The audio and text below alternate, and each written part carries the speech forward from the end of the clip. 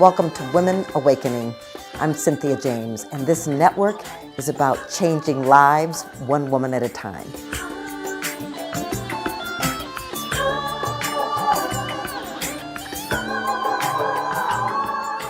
Welcome to Women Awakening. I'm so grateful to be here with Arielle Ford. She is our love expert, and every time we talk, I have healings. And so today we are going to talk about when are you ready for love? So welcome, Arielle. Thank you, Cynthia. So when are we ready for love? I mean, is there something we all need to do to get there? I don't think there's a lot you need to do to get there, but here's when you're ready. So the number one predictor of being ready for love is having the desire.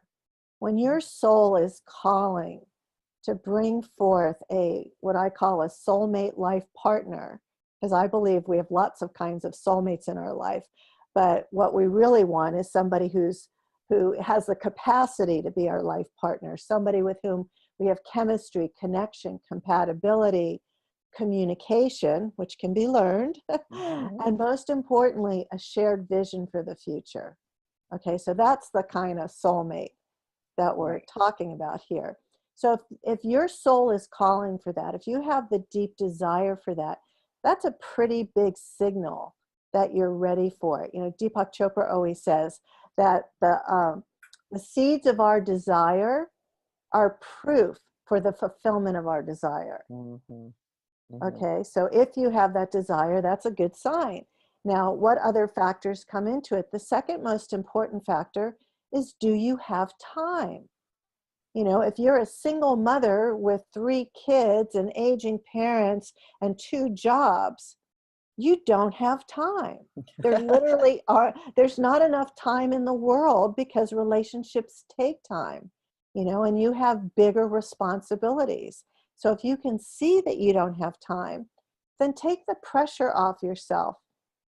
And maybe all you really need in this time of so much responsibility is what a friend of mine used to call a comforter, or in modern tech days, they might call it a friend with benefits. Yes. Maybe that's all you really have time for. And then the third part of it is there's this whole giant conversation in our space about self-love. Like, you've really got to be in love with yourself before you're worthy or deserving of love. And I don't believe that at all. I think as long as you're not in the space of total self-hate and self-loathing, I believe most of us could do better in the self-love department. We've got the critical voices in our head and we beat ourselves up. The truth is that when you're with your soulmate life partner and you see the love in their eyes for you, you automatically start loving yourself even more. There's nothing more healing in the self-love space than to be loved by another. Mm-hmm. So that's the thing to look at. Yeah, so I want to talk about you because, clearly you've manifested this soulmate that you just described. And what was happening in your life when you got really clear about this desire and being open to it and creating time? Okay, so there were a couple of pieces to it. So early on, I was doing what I would call spiritual therapy with somebody.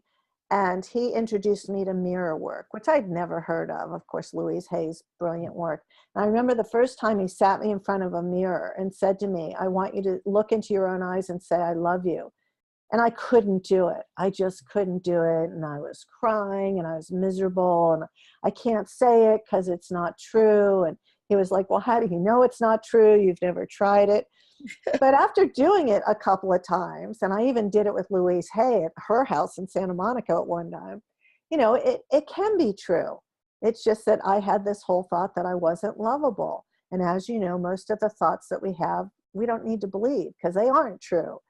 And then the second piece of it was that when I had this calling, when I had this deep desire to manifest a soulmate, I made the time for it. I decided I'd been practicing law of attraction and manifestation for many years by that time, knew I was a good manifester, and then decided to get really clear about what I most wanted. And I always like to say manifesting the soulmate is the easiest part. It's so easy when you compare it to how hard it is to learn how to live with your soulmate. Right? Right. So your job when you're manifesting your soulmate is to be really clear about the heart traits and qualities you most need. And your initial list is going to be different from what you need. You're going to think, oh, I want somebody who looks a certain way and makes a certain amount of money and likes to do all the same hobbies I like to do, some of which could contribute to your long-term happiness, but that's not really what you need. You know, what you need is the perfect partner for you. Now, they won't be perfect. They're going to be far from perfect, but they will be perfect for you. You know, so in my case, I needed somebody who was really generous.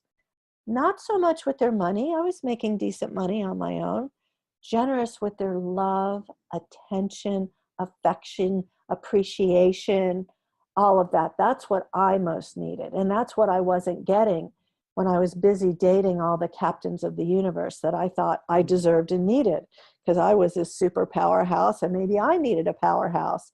And the truth is, you can't have two rock stars in one relationship, okay? Mm-hmm. Somebody's got to be the giver and somebody's always the taker, you know? So I needed a giver. And I was clear about that. And you know, the longer we're together, the more I appreciate these amazing qualities that he has. So choosing correctly is a big deal. Mm-hmm. And then once you get the soulmate, then we could do 10 hours on that. Right. On what Well, it takes to live through that.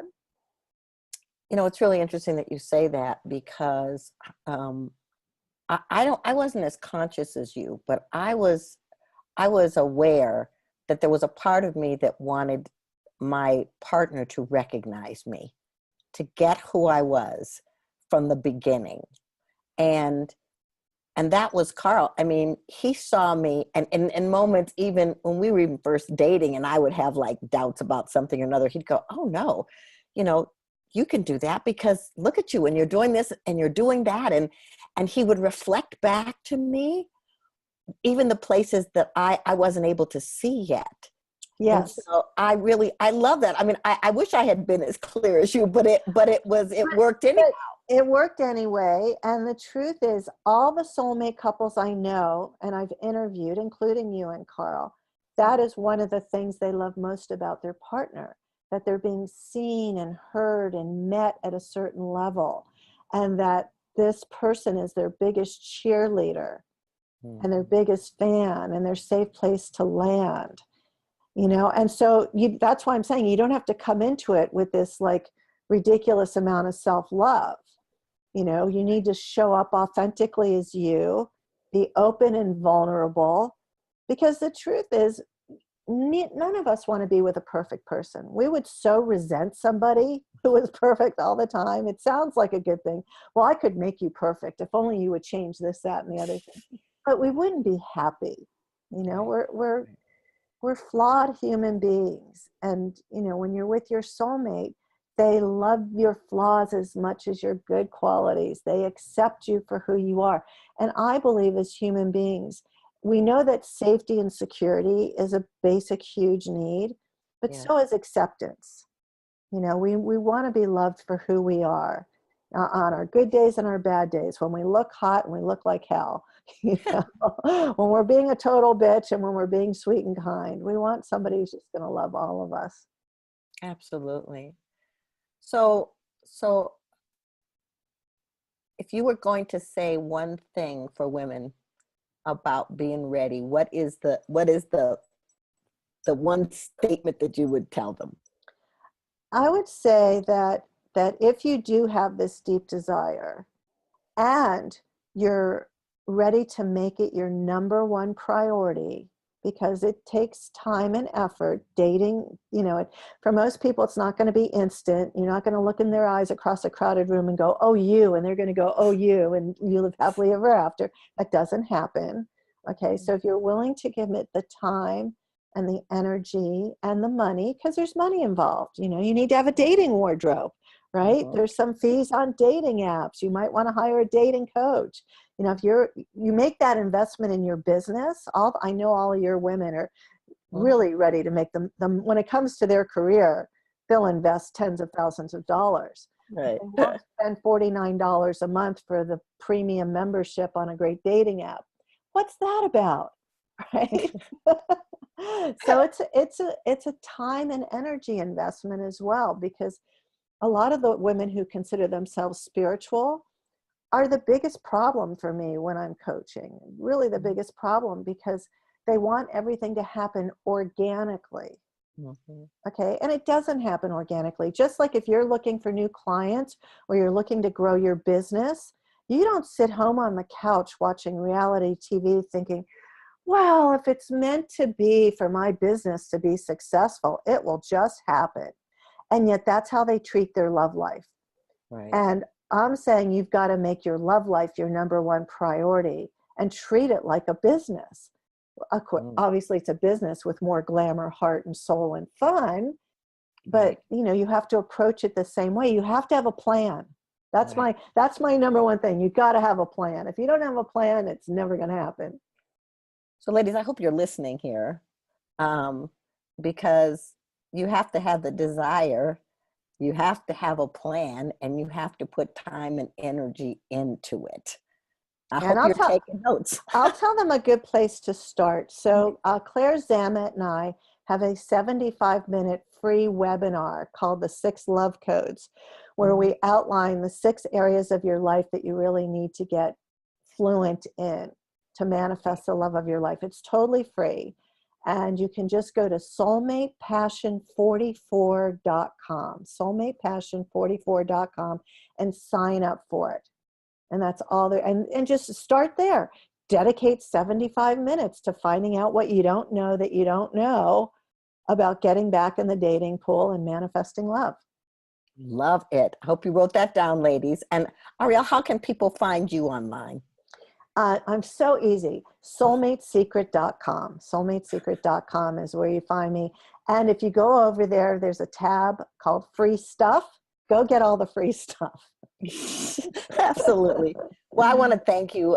You are so wise, and I learn from you every time, and I'm very grateful that you're our expert.